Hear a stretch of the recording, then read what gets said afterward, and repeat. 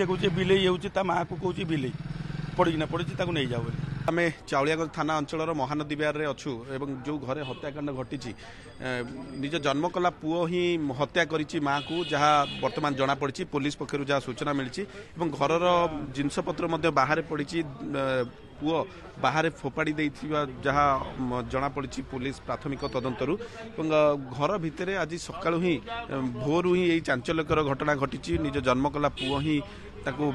गला काटी हत्या करथिबा जहाँ जना पड़ी पुलिस प्राथमिक तदंत आरंभ करथिला एवं ये हूँ से ही घर पुलिस वर्तमान घटनास्थल में अच्छी वर्तमान तदंत आरंभ करछि साइंटिफिक टीम घटनास्थल में पहुँचब एवं यहाँ पर तदंत और व्यापक करिवो मृतदेहटी वर्तमान पड़ी रही ही हत्या करथिले पुओ एवं पुओ एठारु हत्या करिबा परे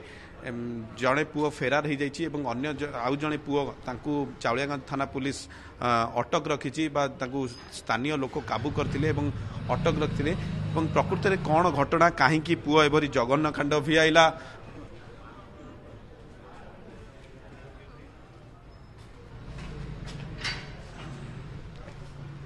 देखो बर्तमान सुधा कौन कारण कौन पाई घटना घटला ताहा बर्तमान जना पड़ी नहीं पुलिस तदंत आरंभ करछि तदंत पर ही सब कथा स्पष्ट हम पूर्वर माँ पुओं मध्य किसी पाटितुंड होता मानसिक अशांति थिला एक कथा जना पड़ी स्थानीय लोक जहाँ कहते घर सामग्री आसबाब पत्र पुओ दुई जन जी रही से बिक्री करदे किछि दिन पूर्वर किछि दिन पूर्वर माँ पुओं मध्य अशांति होता पाटितुंड होता कथा जना पड़ी पुओ दुई जन बयस पाखापाखि 45 ରୁ 50 हम जहाँ जना पड़ी वृद्धा माँ बयस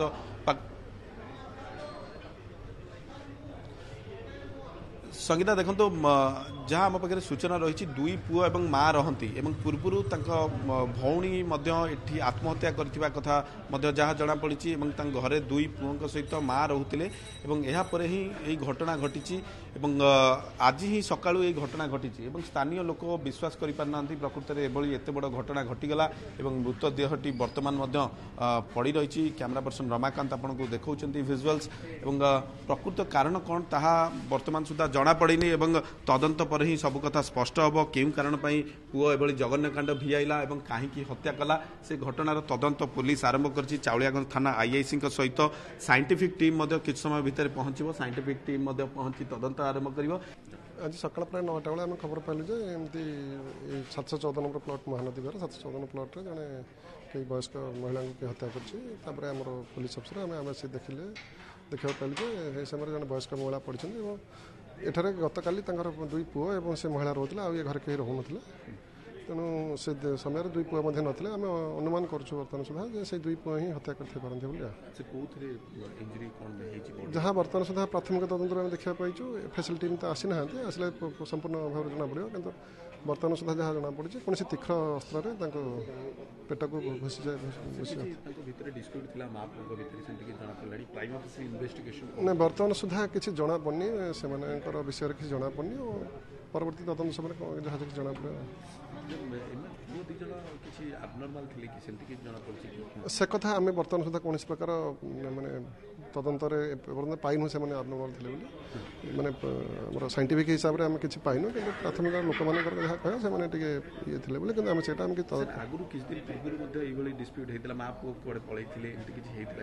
आगुरी माँ पुओ घर छाड़ी पलैते बोली खबर था कि पुणी फेरी आसते पुलिस आसी पहुँचला घर भेरीफाई कर फेरी आसते रही गतकाल घटना बयस्क 75 वर्ष पाखापाखि है लगुच पुओ दिज अच्छा आम खोजुछु अत्यंत हृदय विदारक दुखद घटना आम अंचल निवासी अनिमा महांती जहाँ कि आम जहाँ सन्देह करूँ दुई पुत्र थिले से बोधे से मैंने ही बोधे आज मारी देइचंती मारिकी पलि जाइचंती ता भितर जने तो आसी धरा पड़ सारे आउ जड़े खोजा चली ना आउ कई नथिले ये दी पुओ विभाग दी जन अविवाहित तो माँ बुढ़ी माँ ये पाखापाखि बोधे माँ को 80 ରୁ 85 वर्ष बयस हम कही होनी से जहाँ सन्देह कर बोधे से मानसिक स्थिति बोधे ठीक ना कि कौट कौन ऋणग्रस्त होती कि कौन होती आम विषय एत डिटेल जानू कहीं पाख पड़ोसी क्या सहित मिशांति ना सामाजिक संपर्क क्या सहित विशेष भाव में नाला दीर्घ वर्ष धरी ତେଣୁ କହିପାରିବେନି ତା ବିଷୟରେ କ'ଣ ସେମାନଙ୍କର ପ୍ରକୃତରେ ସ୍ଥିତି କ'ଣ ଥିଲା? ପ୍ରତିଦିନ ଭରି ମୁଁ ସକାଳେ ମୁଁ ଟିକେ ମହାନଦୀ ବିହାର ଅଞ୍ଚଳର ଟିକେ ପ୍ରତ୍ୟେକ ଅଞ୍ଚଳ ଟିକେ ସ୍କାନିଂ କରେ କେଉଁଠି କ'ଣ ଅଛି କ'ଣ ନାହିଁ। ଆସି ଏଇ ଅଞ୍ଚଳ ଯାକ ବୁଲିଲା ବେଳକୁ ଆସିଲା ବେଳକୁ ଏଇ ସବୁ ଅବସ୍ଥାରେ ପଡ଼ିଛି, ସବୁ ଆଶାପତ୍ର ସବୁ ପଡ଼ିଛି। ତାପରେ ପେଡ଼ିଗ୍ରୀ ପଡ଼ିଛି, ତାକୁ ଦେଖିଲା ପରେ ମୁଁ କଥା ସଫେଇ କର୍ମଚାରୀକୁ ଡକେଇକିନା ଆଣିଲି। ମୁଁ କହିଲି ଏଠି ଏଇଟା ଯେଉଁଟା ପଡ଼ିଛି ତୁ ତାକୁ ଟିକେ ସଫାସଫି କରିଦେ। ସିଏ କାହିଁକି ଏଇଗୁରା ସବୁ ପକେଇଛି ଟିକେ ଚାଲ ପଚାରିଦେବା। କବାଟ କଲିଂ ବେଲ୍ ମାଇଲା ବେଳକୁ ଦେଖିଲା ବେଳକୁ ତା ସେ ଯେଉଁ ମାଉସୀକୁ ସେ କ'ଣ କରୁଛି ଗାଧୋଉ ଦେଉଛି, ଗାଧେଇକିନା ତାପରେ ତାକୁ ପରିଷ୍କାର କରିକିନା ତାକୁ ତା ଭିତରେ ଅଛି। କଲିଂ ବେଲ୍ ଯେମିତି ମୁଁ ମାରି ସାରିଲା ପରେ ତାପରେ ପୁଣି ସେ ସେଇଠି ତାଙ୍କୁ ପକେଇ ଦେଇକିନା ଇଏ କରିକିନା ସେ ଆସିଲା। ମୁଁ କହିଲି ମାଉସୀଙ୍କ ଦେହ କ'ଣ କରେ? ନାଇଁ ଇଏ କରିବା ପାଇଁ ଛାଡ଼ ପ୍ରଭୁ, ଇଏ କରିବା ପାଇଁ ଏ ସଂସାରର ଇଏରେ ରହିବା ପାଇଁ। ଆଉ ମୁଁ କହିଲି ଆଉ କ'ଣ ଅସୁବିଧା ଅଛି କହନ୍ତୁ? ନାଇଁ ଗୋଟେ ବିଲେଇଟା ଭିତରେ ପଡ଼ିଛି, ତାକୁ ମରିଯାଇଛି, ତାକୁ ଟିକେ ନେଇକିନା ଟିକେ କରିଦେବା। ମୁଁ ତାପରେ ଚନ୍ଦନକୁ କହିଲି ଦେଖିଲାକୁ ଚନ୍ଦନ ତାପରେ ଯେତେବେଳେ ଧରିକିନା ସେ ସଫେଇ କର୍ମଚାରୀ ତାଙ୍କର ଲୋକକୁ ଧରିକିନା ଯେ ଆସିଲା, ଦେଖିଲା ବେଳକୁ ବିଲେଇ କିଏ କହୁଛି ବିଲେଇ ହେଉଛି, ତା ମାଆକୁ କହୁଛି ବିଲେଇ ପଡ଼ିକିନା ପଡ଼ିଛି, ତାକୁ ନେଇଯାଉ ବୋଲି। ତେଣୁ ସାଙ୍ଗେ ସାଙ୍ଗେ ମୁଁ ଏଇ କଥାକୁ ଖବର